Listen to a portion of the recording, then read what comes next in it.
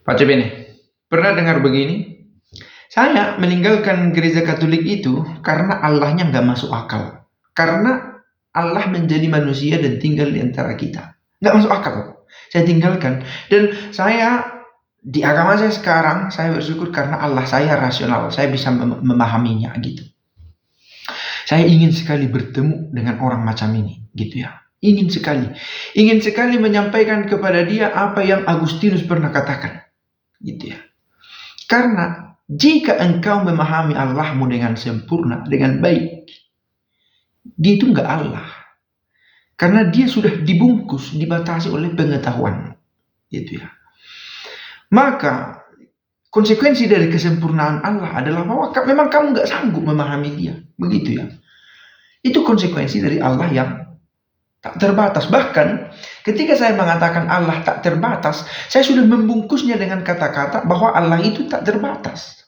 Saya sudah beri dia penjelasan bahwa dia adalah tak terbatas menurut pikiranku. Dia jauh lebih dari tidak terbatas itu sebenarnya. Maka kalau begitu, apakah Allah itu memang nggak bisa dipahami? Pengetahuan kita yang sedikit ini bisa sampai pada pengenalan itu. Tetapi memahaminya dengan sempurna, dengan saya katakan rasional, oh saya bisa memahami, saya bisa menjelaskan Allah saya. Nggak bisa. Karena sekali waktu kamu bisa menjelaskan Allahmu dengan baik, dengan sempurna, kamu itu nggak lagi lebih kecil dari Allah. Kamu jadi lebih besar dari Allah. Karena daya rasionalmu itu jauh lebih besar dari ketakterbatasan Allah. Menangkap kira-kira? Oke, saya mau baca ada satu khotbah dari Agustinus, Sermon 117. Bisa cari teksnya itu di internet, itu banyak. Mudah-mudahan yang asli ya. Mana tahu ada juga yang sudah dimanipulasi. Engkau tidak mampu memikirkan sesuatu semacam itu. Semacam apa? Sesuatu tentang yang ilahi ini. Enggak mampu. Ketidaktahuan seperti itu lebih saleh daripada pengetahuan yang mengandalkan dugaan. Gitu ya. Mengandalkan dugaan. Sebab kita sedang berbicara tentang Allah. Telah dikatakan firman itu adalah Allah. Kita berbicara tentang Allah. Maka, apakah mengherankan jika engkau tidak memahaminya? Tidak, harusnya tidak. Sebab jika engkau memahaminya, itu bukanlah Allah. Maka kalau seorang berkata, memang, bagaimana bisa Allah menjadi daging dan tinggal di antara kita? Kami nggak bisa menjelaskan dengan baik. Tetapi faktanya adalah bahwa ada Yesus juru selamat kami. Jelaskanlah, aku nggak sanggup gitu. Herankah kita? Enggak. Itu wajar kalau kamu tidak sanggup menjelaskan itu. Dan itu adalah konsekuensi logis yang rasional bahwa Allah itu tidak terbatas, gitu ya. Nah, di sana dia justru kesempurnaan dari ajaran sabda menjadi daging dan tinggal di antara kita, dan sabda itu adalah Allah. Itu sudah ditulis. Biarlah pengakuan yang saleh atas ketidaktahuanmu lebih baik daripada pengakuan gegabah atas pengetahuanmu. Jadi aku meninggalkan gereja Katolik karena Allah di gereja Katolik itu begini, begitu. No, kamu sudah menjelaskan sesuatu yang orang Katolik sendiri tidak bisa jelaskan. Mungkin itulah yang membuatmu keluar. Karena cara mengenalmu tentang Allah dengan mengenai Allah itu tidak seperti yang gereja beritahu, gitu ya. Gereja mengakui keterbatasannya mengenal Allah. Kalau pernah dengar untuk istilah bahasa Indonesianya ini ya, teologi negatif, teologi positifnya. Teologi negatif itu sehebat-hebatnya kamu merumuskan Allah, itu belum apa-apanya. Itu belum gambaran seutuhnya tentang Allah. Tetapi yang positifnya adalah seterbatas-terbatasnya pengetahuanmu tentang Allah, itu adalah cara terbaik yang kamu bisa punya untuk sampai pada yang ilahi itu. Nantilah dalam keabadian kamu mengalami sendiri bertatap wajah dengannya. Wajah. Kita pakai terminologi antropomorfis ya. Anthropos morphem. Bentuk-bentuk manusia. Benarkah ada wajah Allah? Nanti kita buktikan. Masing-masing. Nah, Maka kalau kamu katakan alasannya konsep-konsep teologis itu sehingga menjadi alasan kamu meninggalkan gereja Katolik, saya ingin sekali berjumpa denganmu dan berkata, oh enggak, sayang sekali, itu kiranya bukan alasan terbaik gitu ya. Kemanapun kamu pergi, penjelasan itu akan tetap terbatas gitu ya. Karena yang saya katakan ini bahwa Allah itu tidak bisa dipahami manusia ini tidak terikat pada gereja Katolik saja. Agama apapun, karena hakikatnya kita adalah terbatas gitu ya. Kita itu makhluk terbatas. Meski kita yang terbaik di antara ciptaan, di antara makhluk, tapi tetap terbatas. Gitu. Kecuali kamu katakan, oke, saya malas dengan gereja Katolik ini, dengan sistemnya, dengan sejarahnya, dengan pastor-pastornya, itu lebih masuk akal. Ya. Ya, saya punya teman, ada keluarga. Kalau saya hitung-hitung plus minusnya, saya lebih untung menjadi bukan Katolik. Itu lebih bisa diterima akal, gitu ya. Lebih bisa dimengerti daripada kamu katakan, oh saya meninggalkan Allah Katolik ini karena lalu kamu membuat penjelasan teologis padahal kamu tak pernah mendalami teologi secara sistematik. Itu benar-benar kegegabahan, kata Agustinus. Biarlah pengakuan yang saleh atas ketidaktahuanmu lebih baik daripada pengakuan gegabah. Gegabah kamu itu tergesa-gesa lalu langsung merasa sudah bisa membungkus pengetahuan Katolik tentang Allah. Kalma, tenang. Orang-orang yang sudah ke Roma ini pun, saya masih ingat ada satu dosen itu, dia mengajar Kristologi sampai pada abad ke-5. Oke, dia juga sentuh sampai abad ke-7 soal monotelisme dan monoenergisme.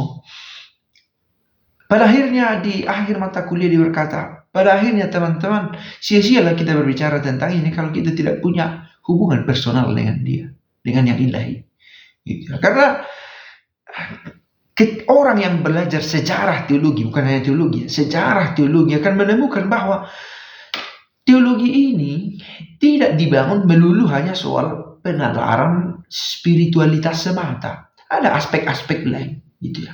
Dan pencarian-pencarian itu dilakukan baik oleh orang yang dianggap sebagai pahlawan oleh gereja, juga yang dianggap sebagai yang terkutuk. Sama-sama mencari. Tetapi di belakang mereka itu ada motif-motif yang berbeda. Dan untuk motif-motif ini gereja harus membuat keputusan-keputusan demi kesatuannya, gitu ya. Nah, jadi saya lihat itu banyak di media sosial juga. Jangan-jangan kita tanda petik sudah terpapar juga dalam teologi-teologi yang disajikan oleh media sosial ini, yang tidak selalu representatif ya, tidak selalu berhasil membungkus makna dari berteologi itu sendiri. Nah, kita langsung terburu-buru berteologi tanpa mempelajari sejarah teologi ini sendiri, begitu ya. Mengapa orang berteologi? Mengapa dalam teologi itu konsili memutuskan begini menjadi ajaran teologinya? Jadi ada aspek lain yang tak kalah penting yang harus dipelajari supaya seimbang. Jangan-jangan kalau saya, kamu belajar secara lebih holistik, menyeluruh teologi dan sejarahnya, kamu gak ikut lagi debat-debat itu. Karena kamu merasa useless itu. Useless. Jangan-jangan aku ikut hanyut secara emosional dalam diskusi-diskusi ini karena aku memang belum membaca informasi lebih tentang ini. Itu ya. Banyak itu debat-debat yang tak seharusnya ada bila tulisan-tulisan para bapak gereja sudah dibaca. Tulisan dari bapak-bapak gereja sudah dibaca. Nah, mengapa? Karena perdebatan itu sebenarnya sudah dijawab itu dulu. Tergantung apa persoalan. Entah persoalan Arianisme, Nestorian, Filioque, monofisitisme atau divisit, monoenergisme atau dienergisme, ditelisme atau monotelisme. Itu sudah ada dalam perjalanan sejarah, gitu ya. Ikon, bagaimana itu dituntaskan? Nah, mengapa ini didiskusikan sampai sekarang? Karena yang dulu yang sudah dinotulensikan, dicatat, kita nggak baca. Sehingga diskusi itu seolah-olah baru. Enggak, udah lama itu. Oke, saya pikir ini proses dari belajar kita juga. Tapi yang terutama, jangan sampai berbicara tentang Allah membuatmu menjadi mempunyai waktu lebih sedikit untuk berbicara dengan Allah. So, Apakah engkau berpikir bahwa engkau dapat memahami tubuh hanya dengan melihatnya? Sama sekali tidak bisa, kata Agustinus. Apapun yang engkau lihat, tidak engkau lihat seluruhnya. Ketika engkau melihat wajah seseorang, engkau tidak melihat punggungnya. Dan ketika engkau melihat punggungnya, pada saat itu engkau tidak melihat wajahnya. Kecuali ada kaca. Maka engkau tidak melihat secara menyeluruh. Dan ketika engkau memandang bagian lain yang sebelumnya tidak engkau lihat, kecuali jika ingatanmu membuatmu mengingat bagian yang telah engkau lihat sebelumnya, engkau tidak bisa berkata bahwa engkau telah memahami sesuatu secara utuh. Bahkan hanya pada permukaannya. Yang permukaannya saja pun belum tentu kamu bisa pahami. Apalagi belum membaca ini dan itu, lalu kamu sudah merumuskan Allah Katolik itu begini. Keterburu-buruan. Gegabah namanya. Engkau memperhatikan apa yang engkau lihat. Engkau membaliknya ke sana dan kemari, atau engkau sendiri mengitarinya untuk melihat keseluruhan. Maka dari itu engkau tidak bisa melihat seluruhnya dalam satu pandangan. Gak bisa. Kalau ada yang sudah memutuskan meninggalkan gereja Katolik karena alasan-alasan teologis, saya mau tanya, sudah pada level berapa teologi yang sudah kamu dalami di gereja Katolik? Nah ini kan, jangan-jangan kamu hanya melihat dari satu pandangan. Itu ya. Tentang ini menarik, saya ada bisa di video lain nanti saya bahas. Tadi ada satu diskusi ringkas dengan seorang wartawan AFP namanya. Dia bertanya kepada kami dan saya bertanya balik. Kami, ada saya dengan 2 orang teman OFM bertanya-tanya, saling bertanya tentang paus ini dan tentang bagaimana pentingnya melihat bagian-bagian secara menyeluruh gitu ya. Supaya jangan ada framing. Baik yang kamu buat sendiri atau yang orang lain buat dan kamu tangkap. Tetapi ini bukan soal penglihatan mata, tetapi ketajaman ingatan. Oke, saya cukup dulu tentang khotbah ini, menarik sebenarnya. Di lain waktu bisa kita ambil lagi dari sermon 117 dari Agustinus. Ciao, ciao.